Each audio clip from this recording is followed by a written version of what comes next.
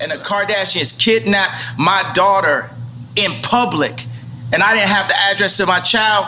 None of these niggas that want to say something Travis now. gave you the address, though? Travis gave me the address. Right. But as far as Meek Mills, Right. Puff Daddy, whoever, none of these niggas, all you fake hard niggas, fuck you. Wait, hold on. Okay. All you fake hard niggas, fuck you. Right. You know what I'm saying? Right. I don't give a fuck because you can't shoot nobody anyway. And the reason why you got to talk is because you did a deal, you fucking fed. You know what I'm saying? That's why you gotta come at me, because part of the deal for you to be a do all that and get out of jail is that you promise that you're gonna go pull my co-car. So y'all niggas shut the fuck up about me. Now let me say it calm. You niggas shut the fuck up about Michael. Right. I'm Michael now. Right, Every Michael you can think of, but mostly Godfather Michael now. I just read through the legal docs of the new lawsuit filed against Diddy, and it's worse than I thought. Let's get into it.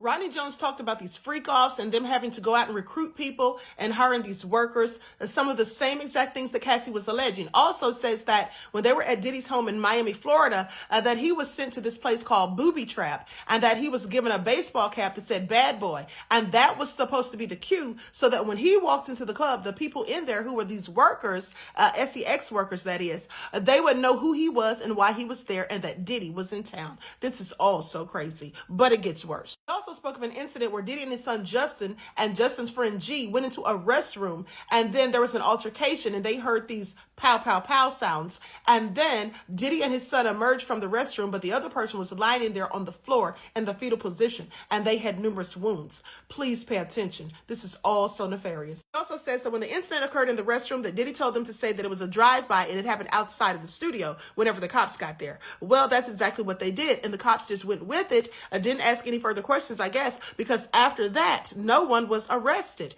And even though there was a pool of red stuff on the floor in the restroom.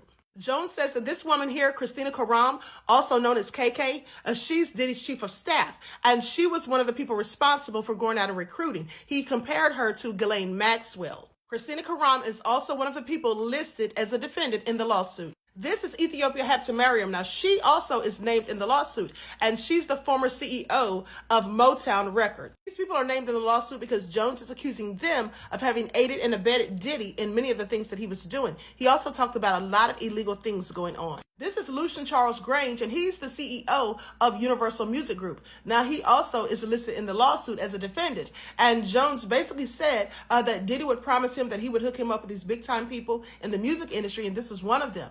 At the end of the day, this is absolutely crazy, and I don't see what's the difference between what Diddy was doing and what Jeffrey Epstein was doing. Please pay attention. Jones says this man here, Fahim Muhammad, had ties to law enforcement, and that if they needed anything, if they ever got pulled over by the police or anything, to call him, because he could make anything and anyone disappear. And supposedly, according to Jones, this is the reason, this guy that is the reason why they didn't get into any trouble about the incident that happened at the studio in the restroom. I think the fact that Diddy had money and power and had all of these connections and even allegedly had ties to law enforcement, that was likely why Jones went along with these things for a while and was afraid to speak out. Hello, everyone. Until further notice, I will not be performing at any gigs or anything like that. For security reasons, my family, friends, and everyone close to me just feels like there's a lot of potential threats, and everybody's just telling me what he's allegedly capable of. Prayers for the young man's safety, because at the end of the day, he has every reason to be concerned, especially if it's true about Diddy having ties to law enforcement. Also, it's a shame that Diddy got his son Justin dragged into this.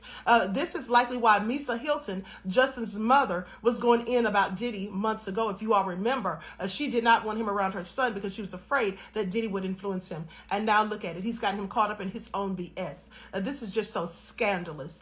At the end of the day, I hope Diddy gets exactly what he deserves. And he's going to be charged with RICO if all of these things are true. Because if these things are in fact true, that means that he has been running a criminal enterprise. Please pay attention. Jones also alleges that Diddy had intimate relationships with some rappers as well as some R&B singers. Those names are redacted in the legal filings. He also says that Diddy promised him that he would be producer of the year at the Grammys if only he would just taste the rainbow, if you catch my drift.